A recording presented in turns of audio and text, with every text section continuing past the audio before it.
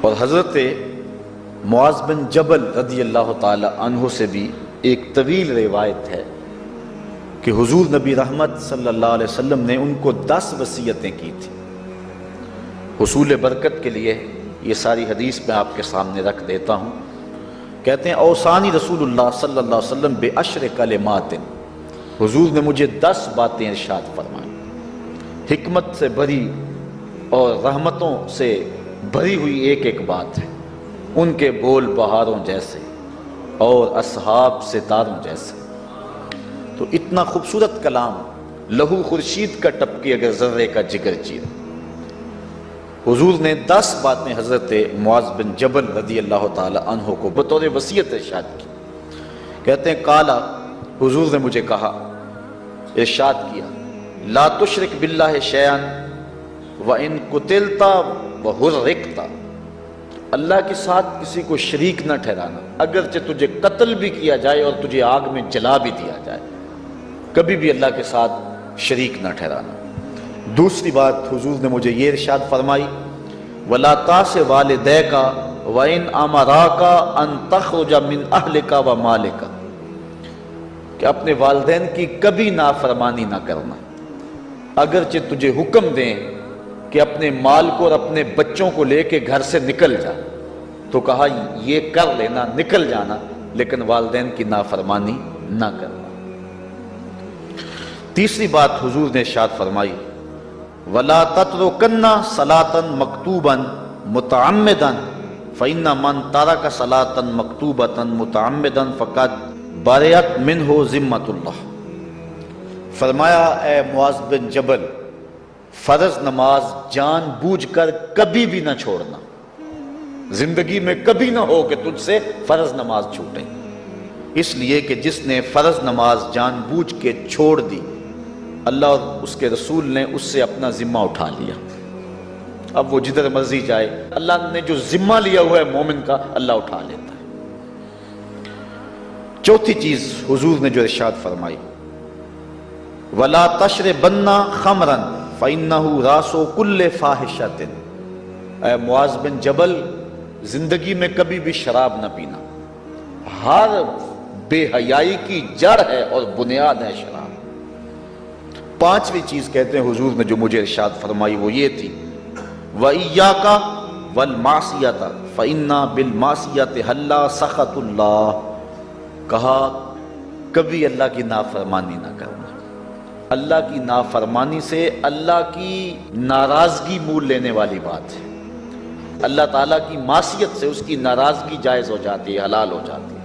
اور چھٹی چیز کہتے ہیں حضور نے یوں ارشاد فرمائی، وَإِيَّاكَ وَالْفِرَارَ مِنَ الزَّحْفِ وَإِنْ هَلَكَ النَّاسِ، کہا جب محاذ پہ ڈٹا ہونا تو کبھی پیٹھ نہ پھیرنا، اگرچہ لاشیں جو ہیں وہ گر رہی ہوں اور لوگ ہلاک ہو رہے ہوں، سارے لشکر کے ہلاک ہو جانے کا ڈر بھی ہو، لیکن کہا معاذ بن جبل میں تمہیں وصیت کرتا ہوں کبھی پیٹھ پھیر کے بھاگنا نہیں ہے۔ حضور نے کہتے ہیں مجھے جو 7ویں چیز ارشاد فرمائی وہ یہ تھی، وَإِنْ أَصَابَ النَّاسَ مَوْتٌ فَاصْبُتْ، اگر تو کسی ایسے علاقے میں رہتا ہو جہاں موت آ جائے،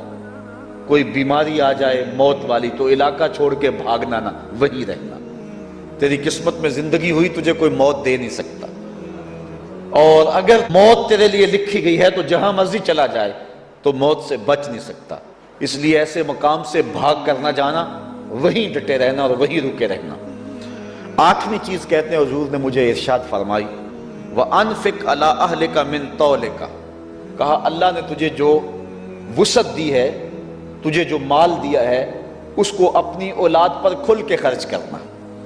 اپنی اولاد سے بخل نہ کرنا، اولاد کے معاملے کے اندر جہاں ان کی ضرورت ہو اس کو کھل کے پورا کرنا ہے۔ اور حضور نے 9ویں بات جو ارشاد فرمائی وہ یہ تھی، وَلَا تَرْفَعْ عَنْهُمْ عَصَاكَ أَدَبًا، اپنی اولاد کو ادب سکھانے کے لیے ڈنڈا نہ چھوڑنا، عصا ہمیشہ لٹکا کے رکھنا، کوڑا باندھ کے رکھنا۔ اور 10ویں چیز کہتے ہیں حضور نے جو مجھے ارشاد فرمائی،